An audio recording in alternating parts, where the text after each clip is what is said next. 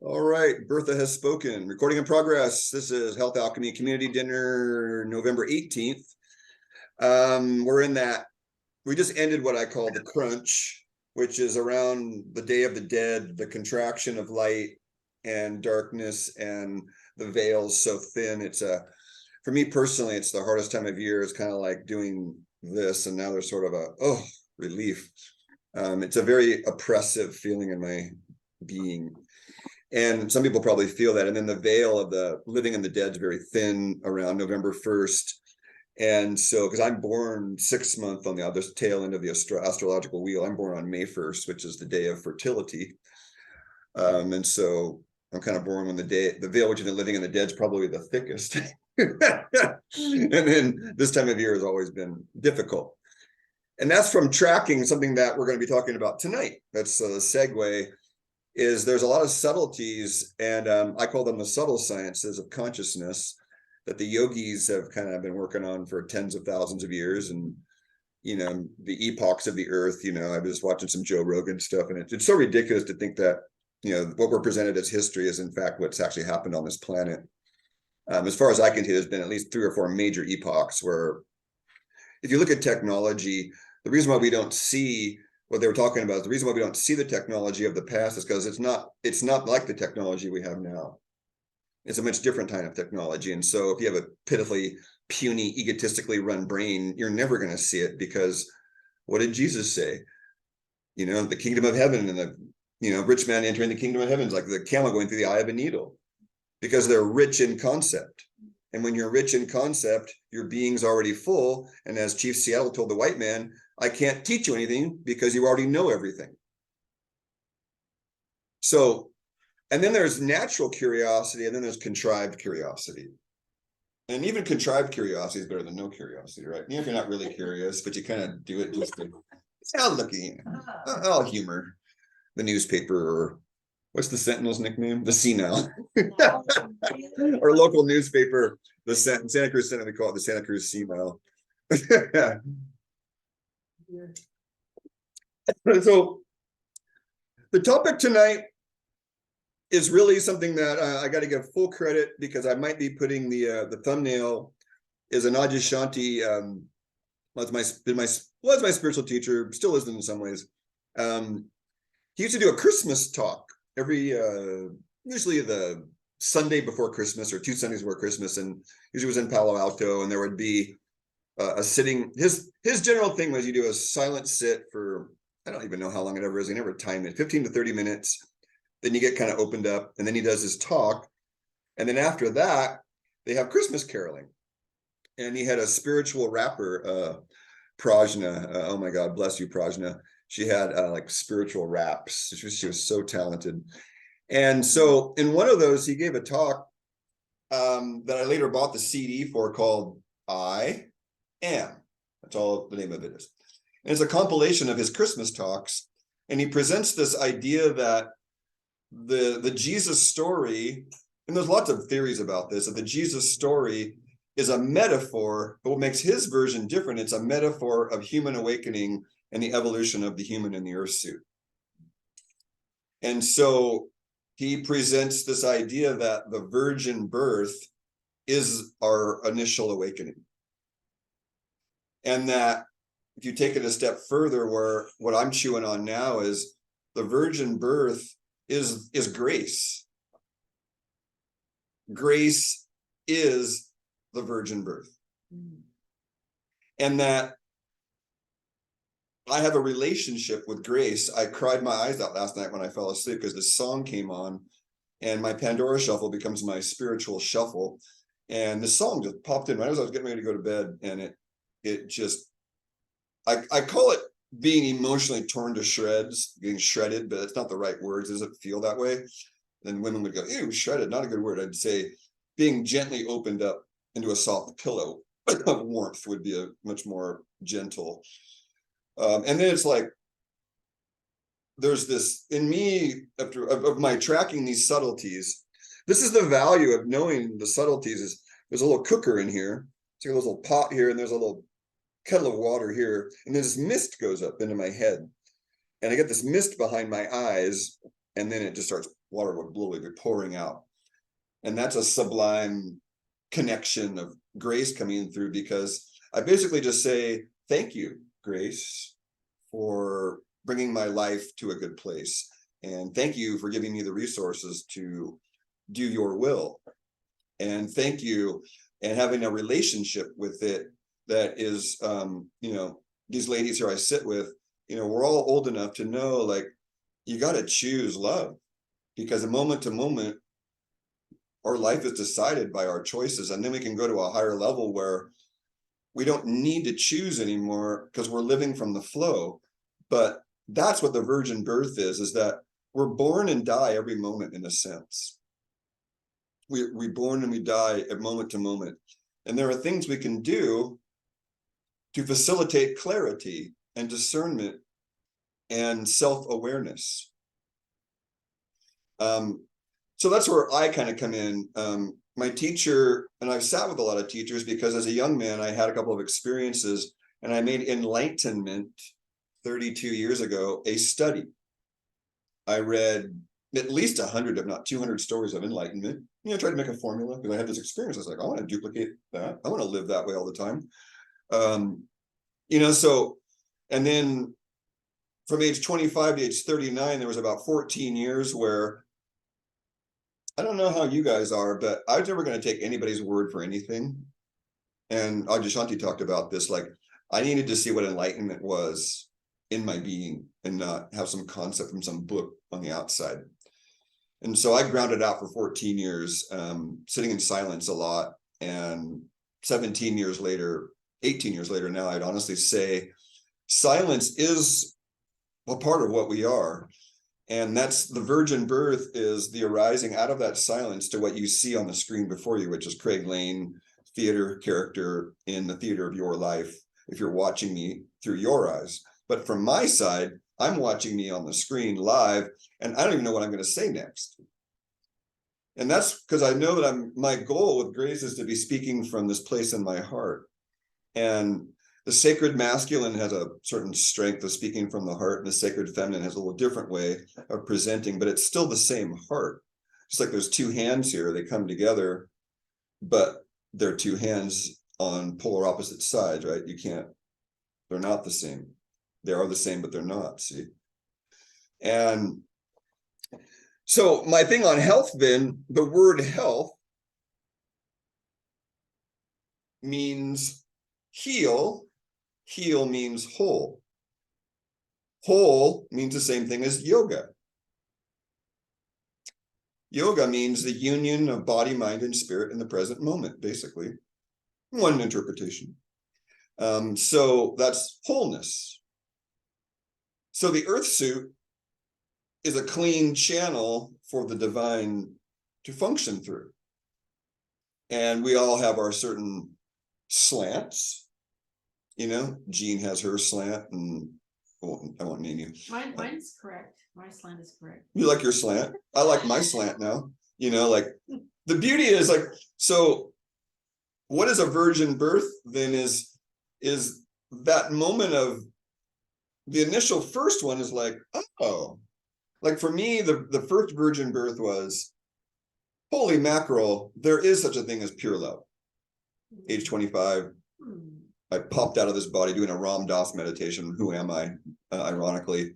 And I definitely saw who I am, because what my teacher would say is, he would have said, the awakeness that's always and already present woke up through you. To follow that up, awareness, or that part of ourselves, is like a hunter seeking a moment of vulnerability to break through. My vulnerability in that moment was genuine curiosity with, what is this who am I thing? You know, what am I really? What is this earth dog and pony show I call my life? And for just a fraction of a microsecond, and I left this reality and entered a world with a yellow sky and 2 planets and suns. But what was important was I felt this love coming through me and out of me, all around me. And it's exactly as the text I read, 14 years of enlightenment text. It's exactly as they stated that moment that experience, I mean, and I'm a sexually oriented person, it makes orgasm even pale in comparison. Yeah. And it's like, wow. And then, but it's just an experience. Enlightenment is not an experience. So there's the rub, is enlightenment is always and already here. Enlightenment is always present. So by definition, in my journey, I have different pointers at this. Abraham Hicks, the big channel, Esther up there talking. I got the good fortune of being able to talk to Esther. So how do you see humans? And as the entities that were speaking through Esther said, we see you in past tense. Because they are living in the flow of the present moment. By the time this earth suit perceives the present moment, reality's moved on to the next moment. It's a microsecond. We're talking about microseconds here. And so Adyashanti gave this very strange pointer at one point. He said, it's sort of like I'm seeking what's headed is where the fuse no longer gets lit, was this sort of obtuse, very obscure pointer. And the fuse being lit for me would be the trigger. The trigger, yeah. Yeah, and he says there's a point now where he gave this story. It was beautifully. He's a motorcycle guy. So him and his wife are on his big touring motorcycle going through the deserts of Nevada, those long straight stretches, or for hundreds of miles, it's just straight, right? He says he's on there and he sees this deer up on the right, like way out on the side. And he knows suddenly the deer is going to cross its path right when he's coming. And he said he just felt the adrenaline. He could feel the adrenaline starting to surge through his body. And and so he said, slowly but surely, he said that he could see the deer migrating towards the road for miles and miles. And then he told his wife, he said, honey, I may have to swerve. I'm going to go slow, but this is weird. And then sure enough, they got to a certain point where he's only going 33 and the thing ran right in front of him. He had to slow down really slow and go around it. And he said, I was completely aware what was going on the whole time, and there was no trigger, but the earth suit still did its adrenaline thing. And I thought that was a fascinating objectification of a very intense process, right? Really impressed with the way he presented it too. He was always viewed in the Buddhist magazines as a fresh approach. So then let me just fast forward, you fast forward then to, what does virgin mean? What does birth mean? And you can sit with that, because inquiry is, life will give us the answer, but it won't come in words, ideally, So I wanted to look it up in the dictionary, but virgin would be interesting to look up. And birth has this little play in the United States of you're lost at sea when you're born from the birth, the BERTH, which is your mother's womb. And it's and one of the games that USA Incorporated plays with its quote citizens. And that is you're sort of born a slave without even knowing it. You're lost at sea and you're declared dead. And that's your all capital letters. I'll probably get a second strike for this one. That's your all capital letters on your driver's license, is your designation in the USA Corporation. It's your slave number, I call it, but boy, that's borderline YouTube getting knocked out, but we'll see. So the virgin birth, then, if we're lost at sea, that implies we're not really aware of what's going on, right? So there's an interesting play on that. And BIRTH, is that I and the E interchangeable? The birth. I wonder. I haven't looked it up. I don't want to look on Google's dictionary or the online dictionary, because there's definitely going to be distortions there. I'll go home and I'll put it in the description. Actually, if you're watching this talk, I'll put it in the description. The virgin and birth. We have to get the definition of those two words. So everything in my world that has context, and Marie and Kurt, if you want to ask a question or engage, that's part of this. It is a discussion. It's not just me in a monologue. The ladies here know that. Craig up here. So Actually, that would be a good time for a share. So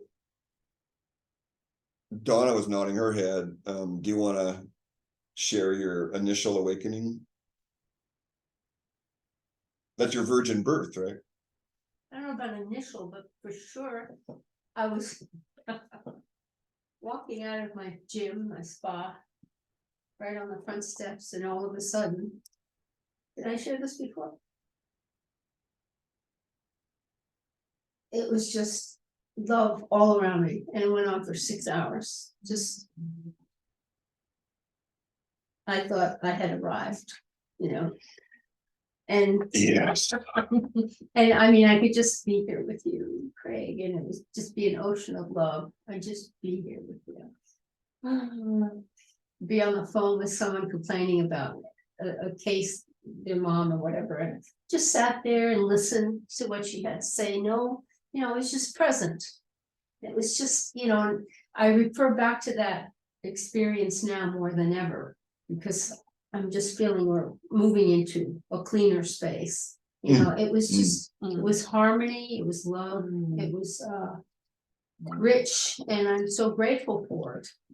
And then I talked to a friend, he had it for 2 whole weeks, and I went, ooh.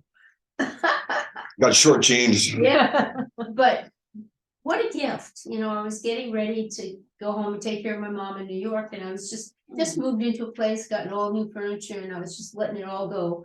You know what I mean? It was just a phew, I'm going back home, you know, to New York, and I think it was a gift to me, and I'm ever so grateful. I mean, oh my gosh. And I wondered, you know, why I couldn't stay in that space.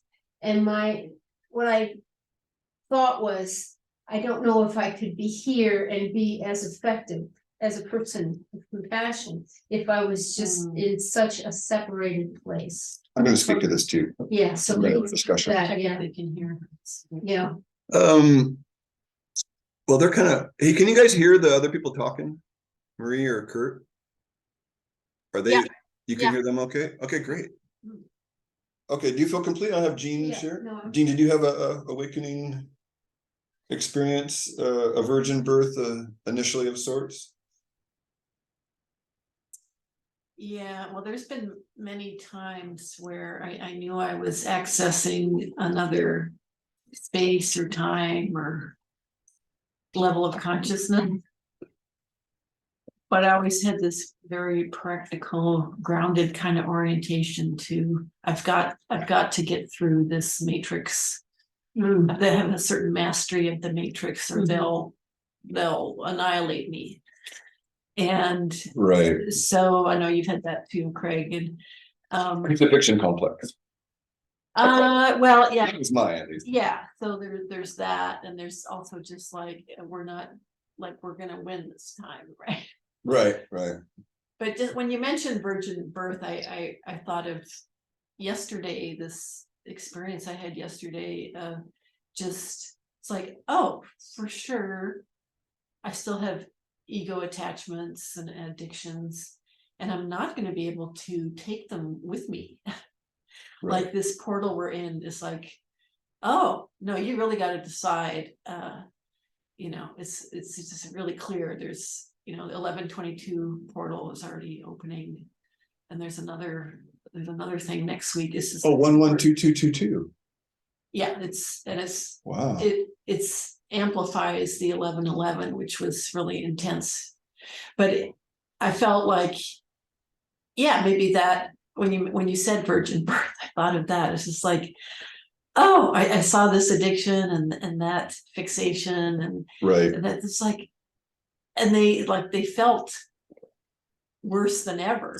And even ones that I made positive, you know, like technology, just like I like certain technology, and it's like it's kind of geeky, right? But I can live without it, and I'm being uplifted into something much greater. But it was really hard. Like it was a hard message to my ego. So I thought, well, I guess my ego needs some weed. So I went to the dispensary. Nice. I got some edibles. Nice. You take care of it. I can't, you know. So I spent about 10 hours in bed last night. And when I woke up, it was all different to me. And I don't know how much was the edible, but it just allowed me to not stay stuck in that temporary sense of loss of, BS things that I acquired in order to survive. It's like, oh, no. You're a Taurus too, so a fixed earth sign, we tend to be the most, habit driven of the astrological signs too, the fixed earth, right? Well, we're supposed to be kind of attached to our homes and our dwellings and everything. Right. But 2015, I went through all my stuff and organized the stuff I was not archiving, recycling, and I gave away all kinds of stuff. I sold my car, quit my job, and I went off traveling for a few years, and it was exhilarating. And I felt I was channeling my mom's like Scottish person who decided to die very well, and she did. It only took me a day to manage her stuff afterwards. And everything was just handled, and she died in bliss. And because of how she died, it made me easier to just be free of stuff. And I backpacked around, and I could just, it's so easy for me to travel because I'm not attached to a place or having a vehicle or any of that. And that was a really good exercise to go through prior to now, because now I see, oh, okay, I may just have a backpack, but there's a few attachments in it. Making fun of myself as usual. But yeah, there are different ways we can have this virgin birth, and it can be bliss, or it can be, oh shit. To be scared too. Yeah. I had no ego. I didn't know a male or female. I felt very strong in there, but there was no ego. It was just flying high, just whew, very interesting. Yeah. Curtis unmuted himself. I know he's cooking over there. I can see that. Hey, Curtis, you got Spit it out. you got something cooking over there, Curtis? Oh, I was Wanna really share? tuned into what Gene was saying. You what? I was tuned into what Gene was saying. Right. Because Curtis sent me a piece of that piece you sent me, Curtis, that you wrote. I still kind of have it in a little treasure chest. Really spoke to your own awareness and awakeness. Yeah, I think in terms of post-childhood birth, I seem to have one every 20 years. Mm. And I feel like I'm in the middle of, the next one. Right. And the beauty in it for me is that it's never intentional. It's circumstantial, or it's in that space around us or around me that produces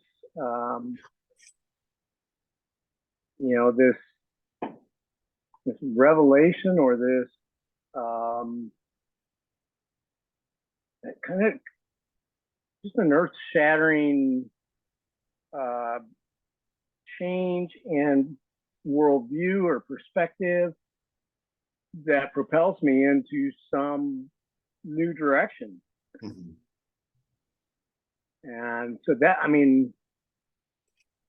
just how I resonate with what you were talking about, with the virgin birth. And even though I don't know that I would ever define it in those terms. Well, there's a point, but the teacher said, I just said once about a decade ago, I sort of took this, and he said, you know, what people don't realize is that they're living and dying moment to moment. Like our identities live and die, you know, like a belief system can go away in an instant, right? I no longer believe. Like that. Like you said, and I believe that that's where, and I'm happy to cite my beliefs. If somebody tells me what my beliefs are, I get a little triggered, right? I believe that that's sort of the prod, if you will, for the earth suit. The virgin birth is, hey, you have this revelation that you had in your conceptual brain, and then when you're asleep at the wheel, life presents you with the lesson for the test. Are you embodied in it down here now? Oh, no. I have about 1,000 of those of just, yeah, don't got it yet. And then have a revelation, and then a month later, the experience comes, failed again. But that was part of my learning, was the judgment. It's not a failure. It's part of the experience, the journey. And so there, we have these subtle layers of judgment, you know, it gets very subtle. And so Curtis, you notice when the self judgments go away, we get a lot more clear about the external too, don't we? Yes. Yeah. And remember that part of what keeps coming to me is that a lot of what we think are our thoughts are in fact other beings' thoughts, or group consciousness, or, you know, things we're taught. And that's another freeing thing for an empath to realize, like when we're out in public, is that, you know, we can assume that a lot of what's going through us may not even be ours. And then we can find ourselves with our breath and find our autonomy. So we, as an empath, we have to find our autonomy, or we end up just lost. And spirits will take us in possession. And so, you know, Curtis, we have someone dear to both of us. That's what, I'm not going to name her here, but I told her, I go, I believe that a lot of your syndrome is possession.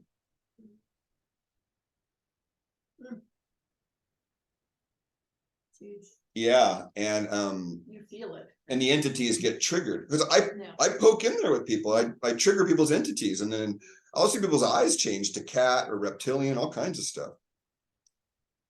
Yeah. But I know what to look for now. I mean, but 2 decades ago, I didn't. What do you look for? Their facial expressions? It's like an internal gyroscope read. It's like there's a sonar, and I'll project an energy out, and then it sort of bounces back, and then it lands, and there's no way to conceptually explain it other than, you guys know, because you're women, it's like, this doesn't feel right. And there's either a this or a this with me. And if there's a this, I ain't going towards it. If it's internal, like pain, then we can get curious, but we have to have the grace to get curious about the pain. Usually it's like, and we move away. I have to clear this a lot. I need to get away from this pain. But what if we could, what is this pain, and sort of lean towards it a little bit? Then generally 90% of the suffering goes away from me. If I can find that grace of just, what is this really? Because the story we tell ourselves is most of our suffering. The story we tell ourselves about the pain, excuse me. Like I tell when I'm in pain and it's bad. Well, we feel victim. Right. Am I, like when I tore my rotator cuff was the last major injury I had, and it was like, am I ever going to surf again? Am I ever going to sleep again? I didn't sleep for 2 weeks. Am I ever going to be normal? What's going to happen to my brain without all this lack of sleep? You know all the stories, and it's like the worry was 90% of the suffering. I mean, when it came down to it, the pain was this exquisite divine awake call that came every 3 to 5 minutes. Any kind of this tiny little movement. No sleeping was possible for 2 weeks. because I wasn't taking any medication. I haven't for 30 years. Why would I start then? I'd rather be dead. Well, what happened after 2 weeks? I went to an acupuncturist, and yeah, he looked at me and said, "Dude, you've been at Guantanamo Bay?" And I'm like, "Dude, no sleep for 2 weeks." And so that was Michael Burton, Green-Eyed Tiger. Thank you, Michael. So thank you, Curtis. I wanted to see if Marie wanted to share anything. You don't have to, because it's nice to get a broad perspective of people's sort of spiritual awakenings or because the first one's often strong. Like my first one was like mind-boggling. Like my first orgasm when I was like 7th grade was like, I saw lightning bolts and stars and shit. I thought that this is the funnest thing ever. Never again. Yeah.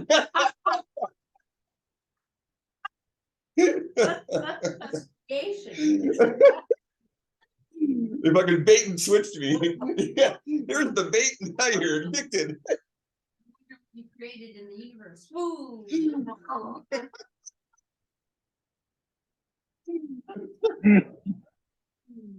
Oh my goodness. Yeah. You never know what's gonna come out of my mouth. From the mouth of babes. Bait and switch. It's a classic spiritual thing. Oh, cleansing, doing all kinds of cleanse. Oh, let's cleanse all the romantic notions of cleansing. You bait them. Oh, you'll feel so good. But you don't get told that the suffering involved in the cleanse itself.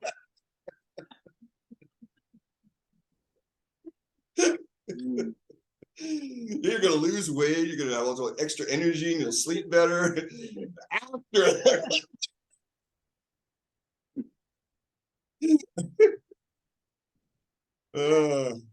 Oh, sorry. I asked Marie a question and I interrupted her. So, hey, Marie, did you ever want to share anything there? I'm all ears. I don't think of any enlightenment moment for at this time, but I'm absorbing everything that has been shared. So I appreciate that. Thank you for this opportunity. You're welcome. And yeah, there's a little hand you could raise, or you can just butt in if you want. We'll probably go another 20 minutes. Usually if I post a video that's more than an hour on the YouTube, the views goes way down. It's overwhelming to see like an hour. I do the same thing. It's like, I watch my little memes, and if it's more than 3 minutes, it's like, nope. Because the adult attention span today is Yeah. pitifully low, including yours truly. So I think that the next piece was Donna, you said something that was just okay. So we have this experience, and so how do you have it? What's the way to generate a virgin birth? Catharsis. That's how. So you walk the edge, and we did it in gender alchemy, right? We did that, the alternate nostril, where you take the really long whole retention, right? And you see where the edge of your acidity CO2 recycling is. But what we also see is the desire to live, right? Air hunger is a great tool to examine. Why am I hungry? I'm not going to die. And all this anxiety that comes up, oh, I better take a breath soon, And a lot of breathing work is self-study of these layers that we normally don't access because we're close to that edge. I told the Jim Morrison, no, that was with Monica. On Wednesday morning, I threw out there to my personal alchemy group that I was always fascinated with people that walk the edge. And so Jim Morrison of The Doors, when that movie came out, the Hollywood version, Meg Ryan was in it. Of course, it was overly romanticized, but I read the book and various pieces of his life. And so he said, I feel the most alive when I'm close to death. Mm-hmm. Sure, that makes sense. Wow. And so he was walking that edge of overdose all the time. And that's how he died, right? He died of overdose. Because he was Kurt, am I correct in that? Jim Morrison, did he die of overdose? It's pretty well known. Yeah. Okay. But there's so many theories out there that there's still a very large contingency that believes that was all hype, media hype, and that he's living somewhere in some remote village in Brazil or Europe or somewhere. That's what they say about you. Oh yeah, he's in Kauai. Oh, Kurt, yeah, he disappeared.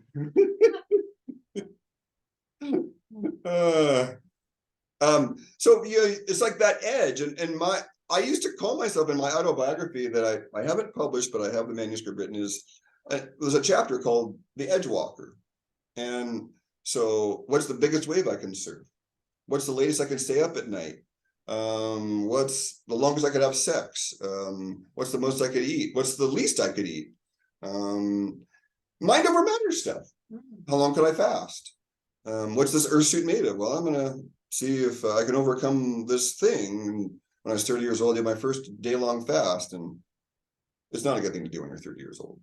You should have waited another decade, but got to see.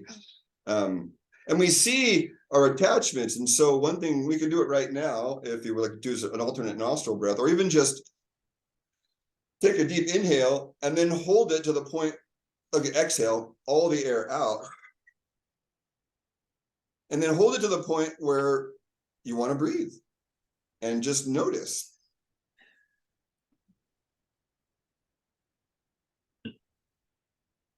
I'm going to keep talking because people watching this won't want to do it. So, because I've examined this so much, in alternate nostril, there's a 1-4-2-1 ratio. And so the first part of alternate nostril is inhale, hold in, exhale, and then hold out. And those are the 4 parts. So the 1-4-2-1 ratio was something I read in my first yoga book, my second yoga book that I still have. It's 30 plus years old. And it's, it's like that fat. It's like everything, pranayama, yoga, asana, devotional stuff, everything. So if you want to stimulate yourself, then you hold the retention longer. And if you want to sedate yourself, you hold the breath out longer. So if you want to stimulate yourself, then you would have a 1-4-4-1.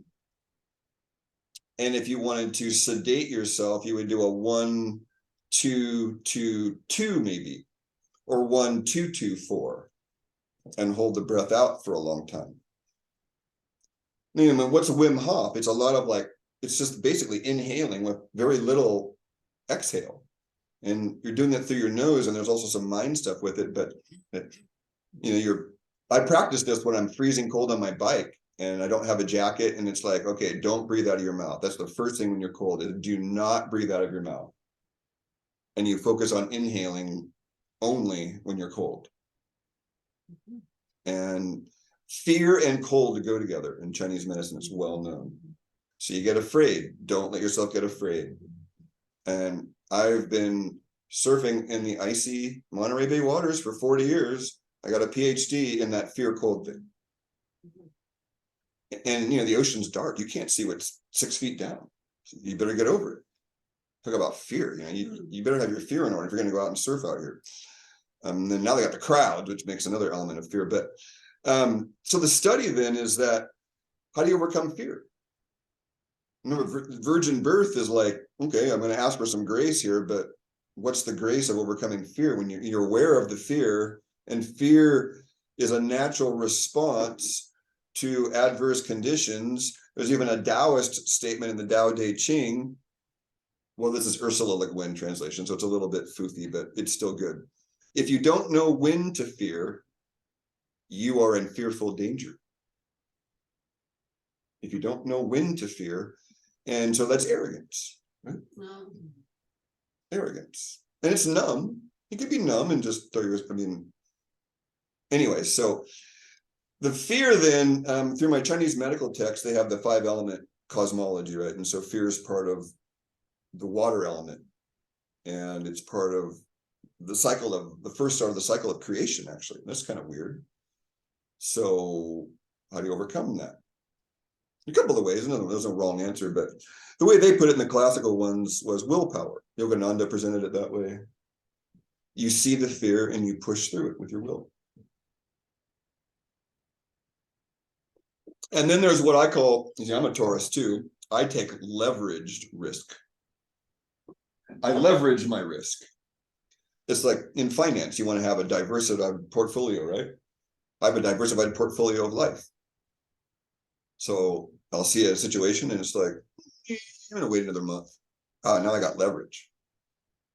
And with people, it's the same thing. You kind of have to tenderize some people. So, take a risk later. You tenderize them for a while.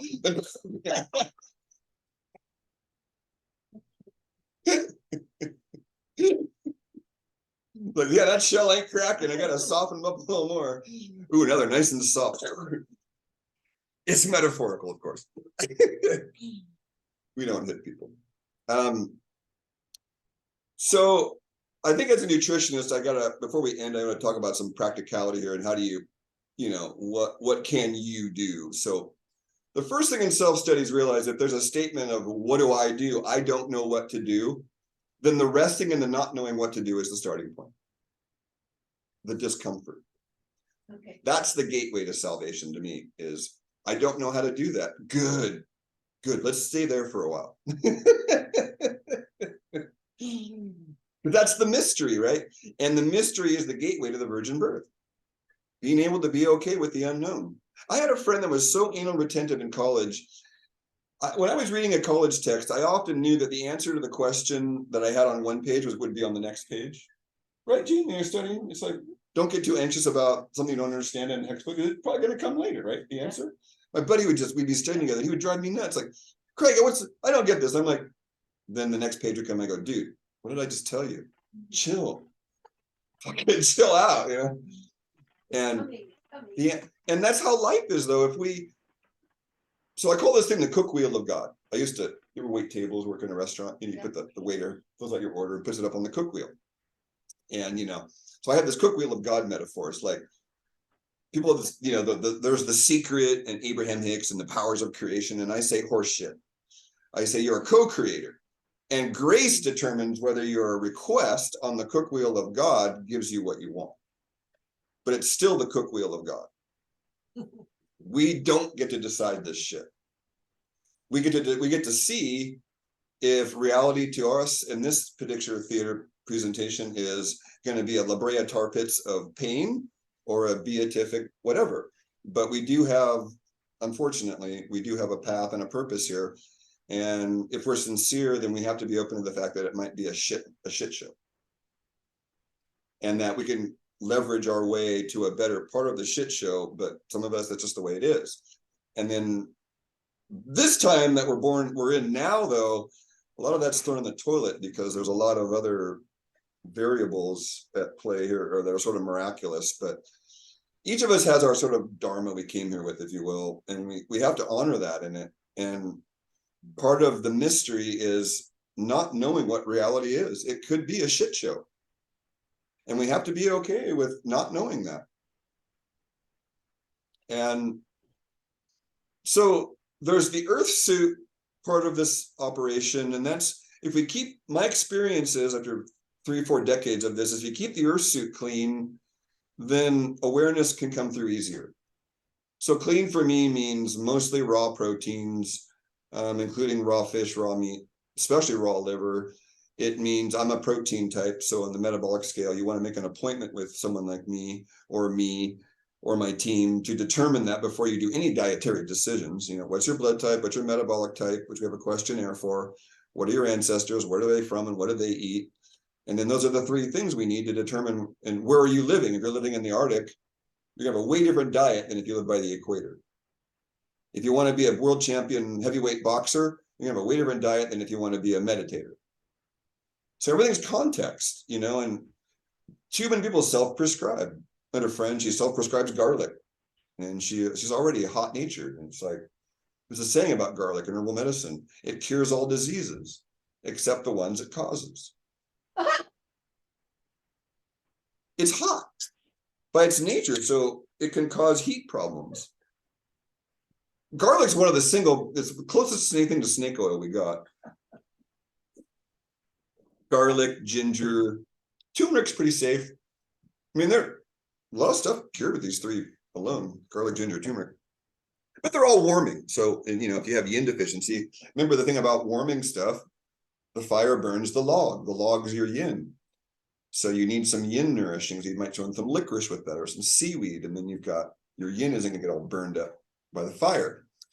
So that's the dance that actually is a good point about discernment is, if you want to stimulate the brain, then the best herb that's available is cardamom. Cardamom is viewed as clearing up the brain. And that's why there's those cardamom coffees, you know, the Turkish coffees. But the cardamom is on its own, it clears up the brain, but it's also this hot, dry energy, right? It's pungent. So someone like me who has the nervousness, the vata, then I would put my honey and cream with my cardamom, and someone who's big, massive 500-pounder, they would have cardamom and water because they're going to burn up that yin. But I add the honey and the cream because that's the log that's being burnt, not my tissue. Does that make sense? And so Bacopa moneri, which is in all my maximum mental alert blends, Bacopa is a very, very bitter herb. And so it has yin nourishing properties, but it also causes that clarity. So my point here is that if you need mental clarity, then there's going to be a lot of different medicines, and you would want to get your temperament checked, not your chemistry per se. We want to get your temperament. Do you run hot or cold, wet or dry? Are you excessive or deficient? And you're going to have a combination of excesses and deficiencies.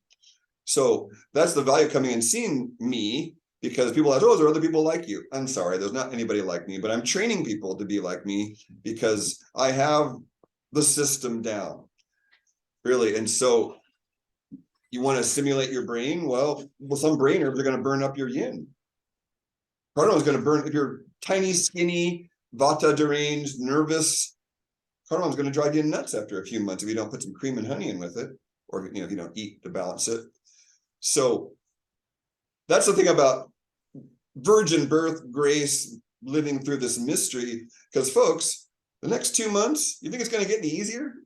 If you're not even paying attention, you're going to get the hammer of God on your head real quick here, because that's what's we're going through is the photon zone, and it's the awakening. And what did Yogananda called it? Lifetron energy, TRON, Lifetron energy. Well, Lifetron energy around here. Remember that was that movie called Tron? Yogananda called it Lifetron energy. It was very poorly translated from Hindu because he didn't speak English. So whoever translated it put Lifetron, yeah, right. Dumb.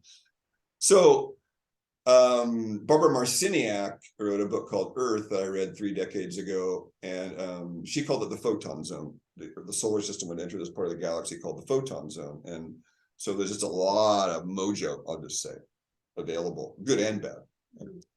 So like my room, when I'm in my room, if I allow bad thoughts to enter, it's like demonic hell for a while. And it's like, oh wait, I'm creating my own world. That's right. No, get out. Yeah, I love you guys, but no, we don't want any more devilish dance tonight. And so we get that reflection, right? And then if we run hot, then we do an herb like Bacopa. And there's another mental herb called Gotacola. And that's why I make my Max Mental Alert blend. It's a combination of hot and dry and wet and damp herbs. St. John's wort, because that's the light of the sun in our body. St. John's wort is a great herb. Don't take D3, folks. If you got real D deficiency, let's check it. Get your calcitriol measured, get your serum retinol, and then get your 25-hydroxy D3, which is your storage D3. The active form is calcitriol, CALCITRIOL. And that's a very expensive lab test, but that's the active form of D. Oh, I don't tell you that. So when the storage form of D is low, it actually means you have inflammation. And taking D3 is like aspirin. It doesn't cure the problem of the inflammation. It makes your numbers look better.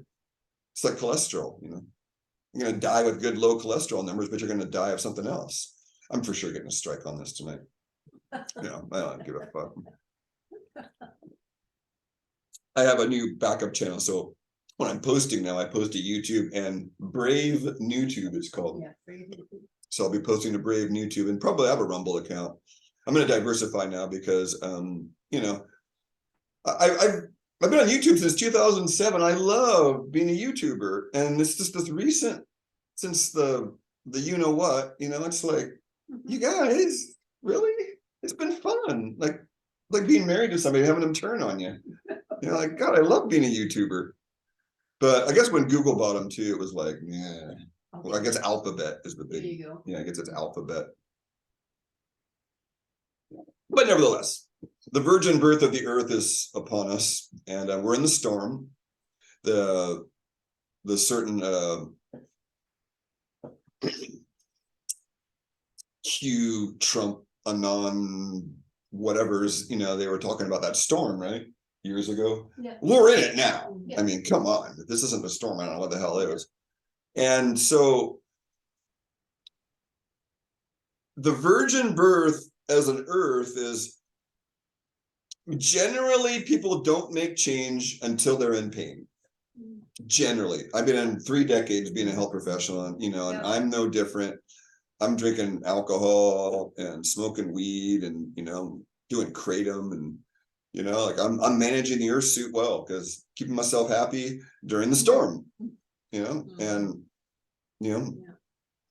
sure, I got judgment, but that's irrelevant. So part of virgin birth then is another word that here you go. Here's the picture show now, is identity. So you guys watching, this is recorded, but we're going to go through a couple of screen shares, and this is the process of the virgin birth. Okay, so in alchemy, there are 3 main phases in the alchemical maturation of the soul in this earth suit.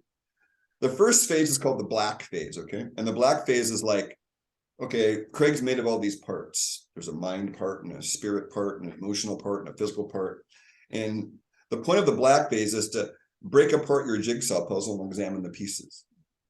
Investigate yourself, right? And then the white phase is sort of like you've got all these pieces and you're kind of examining them and putting them through various processes, because the goal is to turn the base metals into gold, the base metals of yourself into gold, metaphorically. And the alchemists that could make gold from base metals, as legend goes, were the ones that their own heart turned to gold, and the being that wanted to make the gold in the first place died in the process, because they no longer cared when they became enlightened and their heart turned to gold. It's the same bait and switch that happens to any sincere spiritual seeker. The initial bait, and it switched out, and then we see that, oh, wait, I didn't really want the gold in the first place. And so that's the white phase, is that realization part where, oh, and then the red phase is the putting the pieces back together into a new being. You see how this happens moment to moment?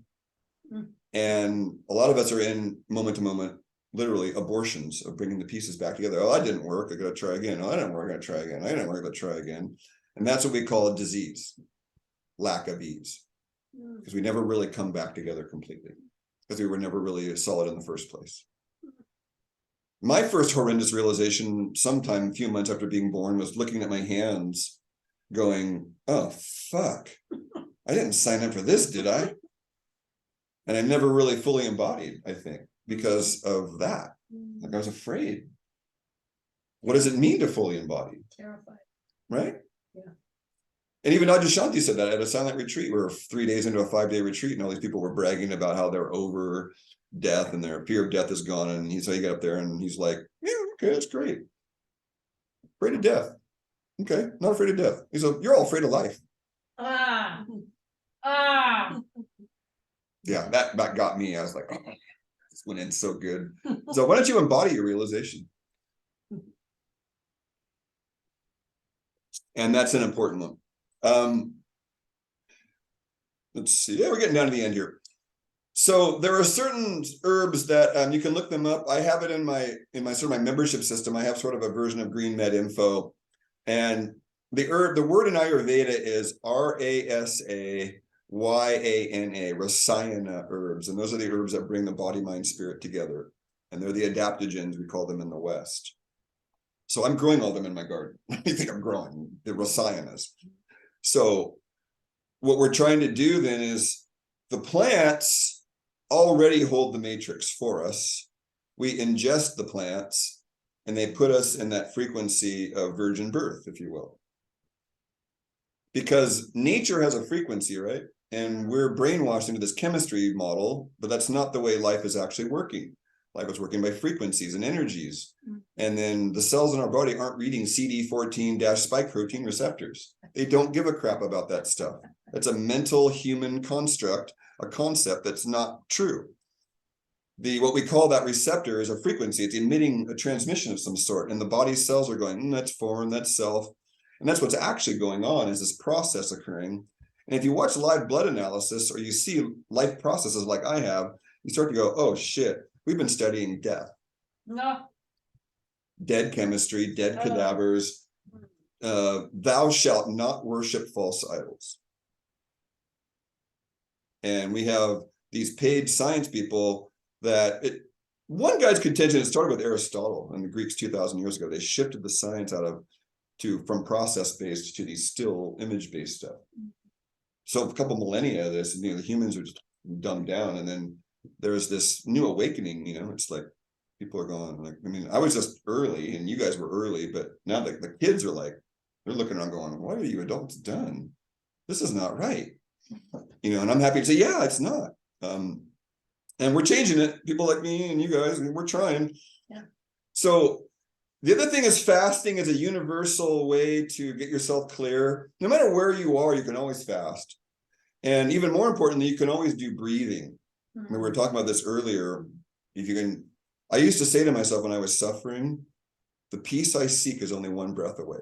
It was very comforting knowing that there might be a gracious moment coming where I'd be relieved of this pressure cooker.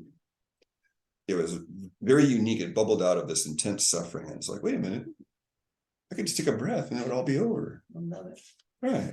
Yeah. There's the virgin birth again. Very loosely put. Yoga, doing posture and getting the breathing rhythm, there's what they call the ujjayi breath, is nothing more than awareness of the breath coming in the nose and out the throat. And there should be when that the pointer is great when there's just a gentle wind going in and out. And then we can do a couple of strenuous postures and then see the breathing rate go up. And that's what I call stirring up the container.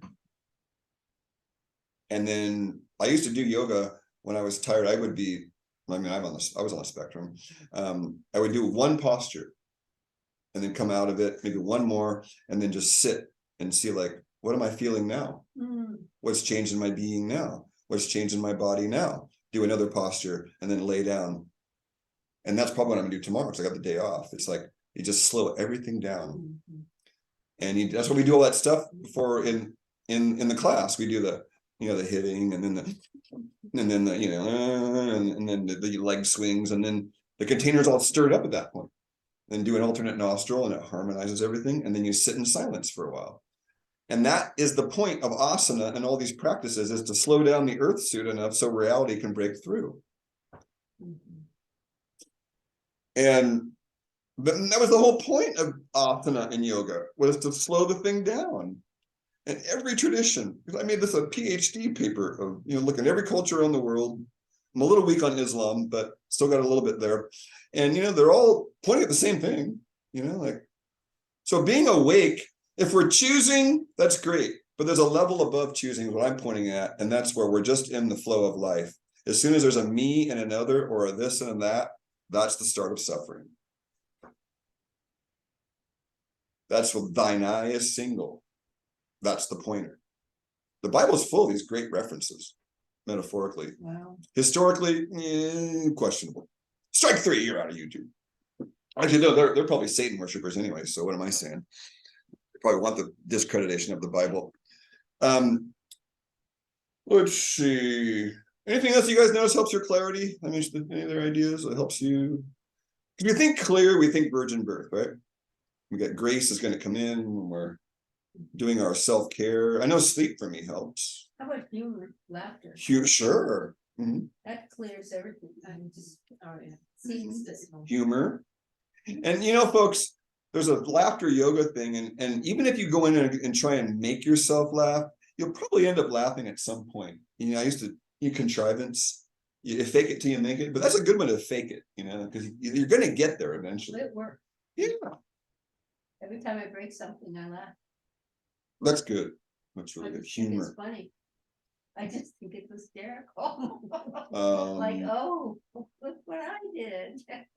I'm going to move on because we're going to end. Another one is, I tell my clients this because I learned it about a couple of decades ago, was, okay, I've got a busy schedule and I got a break. Somebody canceled, or I have a few moments.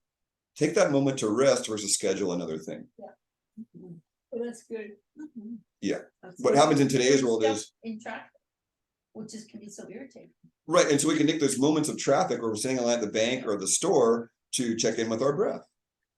Instead of listening to our mind complaining, we actually have an opportunity to get into a breathing rate, 6 for breath, 6 cycle in, 6 cycle out. 1, 2, 3, 4, 5, 6. 1, 2, 3, 4, 5, 6. That's 5 breaths a minute. And that breathing rate's very harmonizing. 12-second breath, right? That's 5 a minute. It's a nice breathing rate. And that could be like the metronome, right? Because when you bring your attention back to that, that's the virgin birth again, because that's true, that's reality, versus listening to the stories in the mind. Oh boy, that's delusion theater. Mine's are great. I mean, I don't need to be with any people the rest of my life. I could just sit in a chair and then entertain myself for the rest of my life. It'd be quite entertaining just to sit here. I'm sure many of you can relate. Anything else? Clarity. That doesn't cost any money. That's what we're trying to do here. So these herbs, I have an herbal playlist. A lot of the herbs that you see on my herbal playlist on YouTube are also great for the public. They're easy to grow generally, and they have a lot of value. And so some of the, like Bacopa is the #1 herb. It's the #1 YouTube, one of the top 3 for the last few months. Who would have figured Bacopa? That anti-inflammation? That's the brain one. It regenerates neurons in the brain. And it's also a water purifier. It purifies the water next to the riverbanks of the mangrove swamps, especially in India, they say. So that's one of my revelations too. If you want to enhance your consciousness, then you use plants whose roots are purifying the water. That's why lion's mane mushrooms probably helps mental clarity, is because it's another purifier. Although when you're eating mushrooms, I tell people you're eating the sex organs of the plant, because the mycelium is the body of the mushroom, and the mushroom is the sex organ. So you're eating a penis when you eat mushrooms, or a vagina. Take your pick, or both. But people are like, what? That's true. It's the sex organ of the mycelium. Lion's mane? No, just mushrooms in general. Just did that. Well, lion's mane is known to help, neurons, and Chris at the Freedom Circle, he's got it. Yeah. Which is great. Is that Chris Martin? What, Nagel? No, Chris, he's the mushroom guy. Martin? Maybe. He's at the Sunday gatherings in Jade Street. He's got his own mushrooms: shiitake, lion's mane, oyster. One other one I forgot. And Thursdays you can go chat with him between 4 and 5. You might like him, Gene. He's quite a nice guy. Okay. So there's this thing with melanin. So here's the slideshow real quick. We're going to do about 5 minutes of slideshow. So when you watch these slides as they pass before your eyes, just note what you're feeling. Notice your response. Don't track the thoughts per se. And we're going to go through first the black phase, which is everything kind of being examined. And then the white phase, we're kind of like, oh, this is interesting. Looking at all the different pieces and how they fit together. And then the red phase is the coming back together. And I got this hit to do this tonight, so we will honor that. Oh, and one of the mysteries of life is right here, how plants make stuff out of sunlight. This is called the Calvin reaction. See, there's light, and then this plants have this thing called a chloroplast cell. And look, it's making carbohydrate from light. Well. What? Huh. Remember, all carbohydrate is carbon, hydrogen, and oxygen. It's a hydrocarbon. So literally refined sugar is the same elemental pieces as petroleum. I'm not joking. Refined sugar and refined oils. Well, refined protein, you can't make it that pure. So refined sugar and refined oils are hydrocarbons. That's why rancid flax oil is used as a varnish on your furniture, because it's a polymerized unsaturated fat that turns into a plastic varnish-like molecule. Linseed oil in the hardware store is rancid flax oil. Is that another virgin birth? That's a virgin birth thing. So what we're talking about here is we're made of mostly carbon, hydrogen, oxygen, sulfur, and nitrogen. That's most of what we're made out of. And that what's being shown here is, see the CO2 and the H2O in the air, there's the CHOs right there. So everything we need is literally in the air and the water to make sugar. And plants are just doing that. That you can see it in this Calvin reaction here. All right, now off to the other. Now notice how you feel here. We're going to go to the black phase first. I have an entire huge folder on alchemy in my membership system, which we're looking at now. So again, we're just going to look at these. And if you're watching this video, you can pause these. These are images I collected over many years about this first phase of examining ourselves in alchemy. And some of these are very old glyphs and drawings done hundreds or potentially thousands of years ago.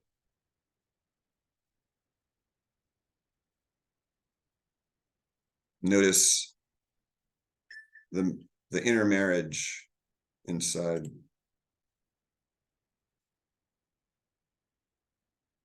Notice the pressure cooker. This is how I feel sitting in silence. You feeling pressure? It's like a pressure cooker. Oh. I'll blow this one up a little bit.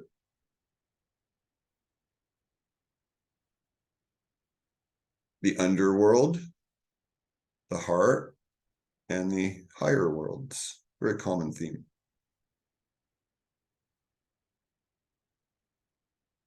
How do you feel looking at this? Very metaphorical. How's that, Gene? Here, meet yourself. Oh, I don't like what I see. Here, Gene, meet your inner self. Oh, shit. You look kind of gnarly. We're all in black phase. This is the jigsaw pieces.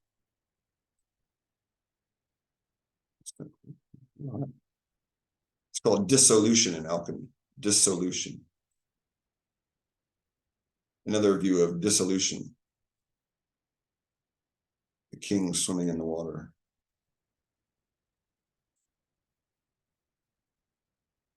Here's my metaphor. Examine the pieces of what we are. See? Analysis with the microscope.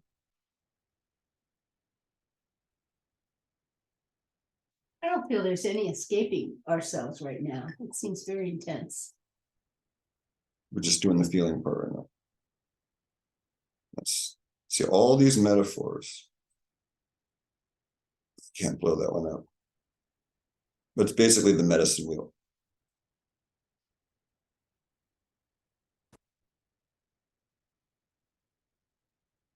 This is all old, ancient stuff.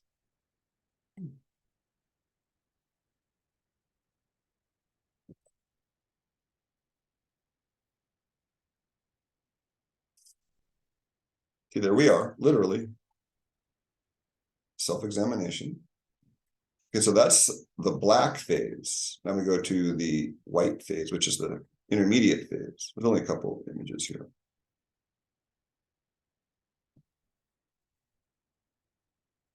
So again, the higher realms, this is called conjunction. The lower realms and the middle realms. Conjunction. Can't blow that one up.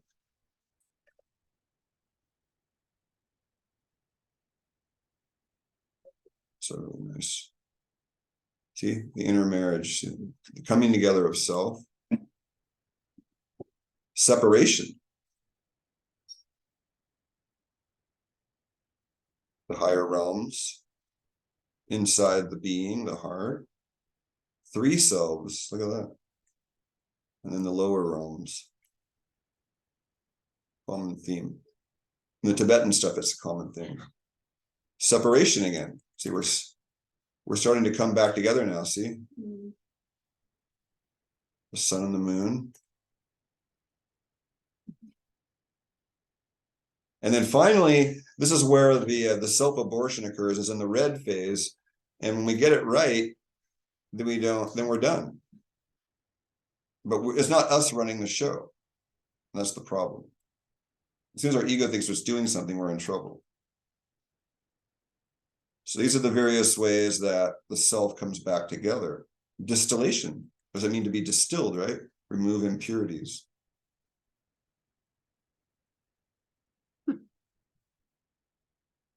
Fermentation.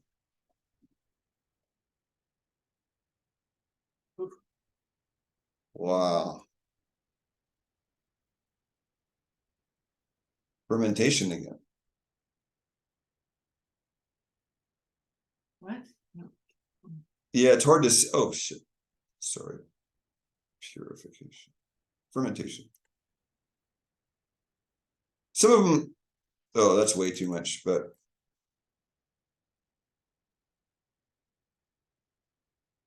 again, if you're watching this, you can pause and also take screenshots.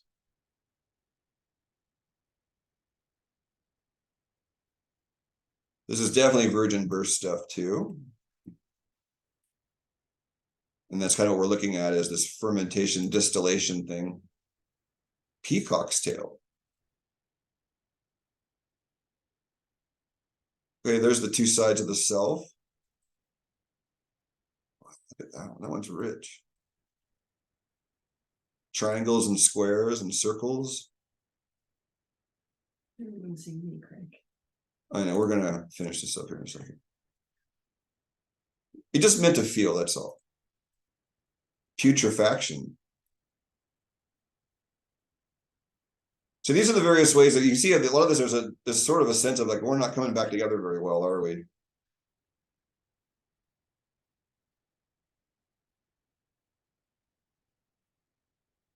Oh, there's a Carl Jung one. Black, blacker than black. Oh, it's a Carl Jung thing.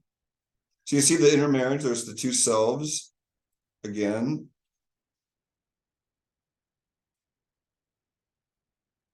Kissing the dragon.